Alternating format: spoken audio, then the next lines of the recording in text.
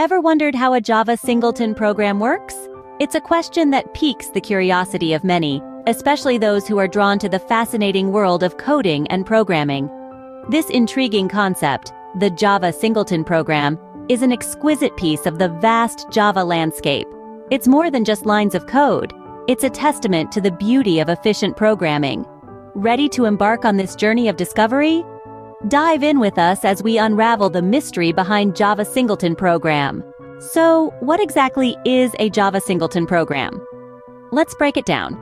At its core, a Java Singleton program is a design pattern that restricts the instantiation of a class to a single instance.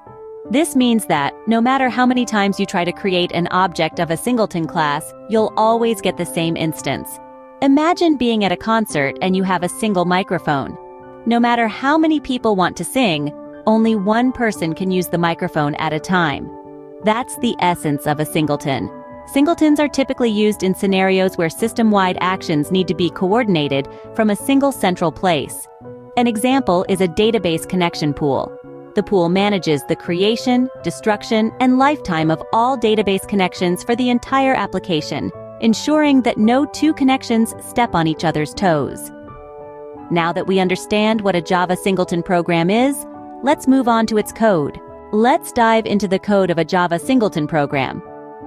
Firstly, we have the class declaration.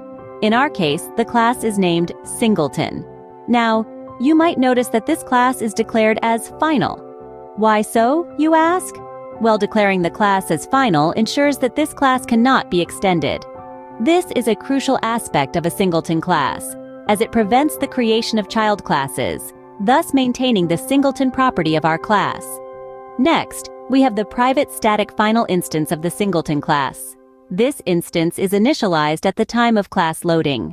It's declared as private to prevent access from outside the class, static, so it's tied to the class rather than an object, and final, to ensure that the instance cannot be reinitialized.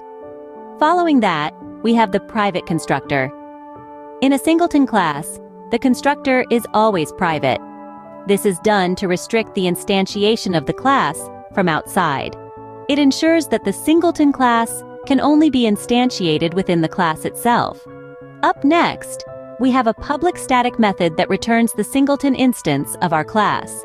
This method is the global access point for the outer world to get the instance of the singleton class. Remember, the whole idea behind a singleton class in Java is to have a single instance of a class per JVM, which can be accessed globally. Stay with us as we continue to decipher the Java Singleton program code in the next scene. Continuing from where we left off with our Java Singleton program code. The next step in creating our singleton class is to define a private constructor. This is done so that no other class can instantiate our singleton class. Let's dive right into this. We begin by declaring a private constructor, which is simply a constructor that cannot be accessed outside this class. Its purpose is to restrict instantiation of the singleton class from any other class. Next, we come to the heart of our singleton class, the getInstance method. This method ensures that we always return the same instance of our singleton class every time it is requested. If the singleton instance does not exist, it is created. If it already exists, the existing instance is returned. Now, you might be wondering why we've used synchronization on this method. Synchronization is used to ensure that only one thread can execute this method at a time. This is crucial in multi-threaded environments to prevent the creation of multiple instances of our singleton class.